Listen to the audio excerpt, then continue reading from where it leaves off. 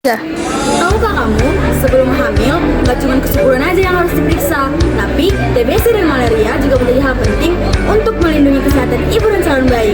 Jangan lupa periksa ya. Kenapa sih TBC dan malaria dapat berbahaya? TBC dapat menular melalui udara bila tidak diobati sebelum hamil, dapat meningkatkan risiko bayi prematur, berat badan lahir rendah, ataupun kematian ibu dan bayi. Kenapa sih malaria?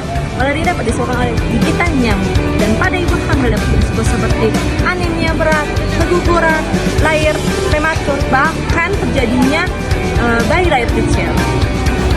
Siapa sih yang perlu di screening?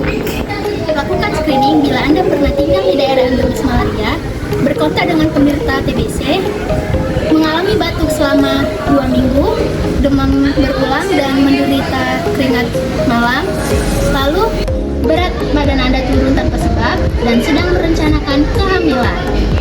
Screening TBC dilakukan dengan wawancara gejala, pemeriksaan dahak bila dicurigai TBC, pemeriksaan penunjang sesuai anjuran tenaga kesehatan, dan screening malaria, wawancara riwayat perjalanan, dan pemeriksaan darah menggunakan mikroskop atau rapid test.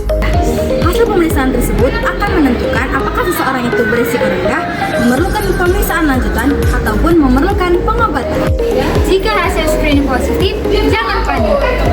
Karena TBC dapat diobati dengan obat anti-TBC dan malaria juga bisa diobati dengan obat anti-malaria sesuai dengan jenis parasit.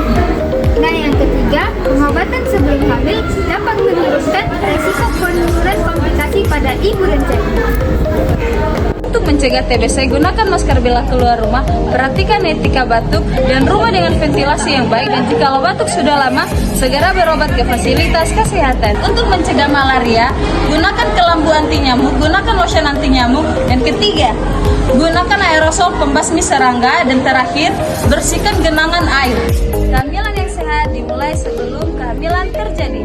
Ayo lakukan screening TBC dan malaria. Ini adalah langkah sederhana untuk melindungi ibu dan calon si buah hati. Segera lakukan ke screening prakonsepsi di fasilitas kesehatan. Ayo, bye-bye. Terima kasih.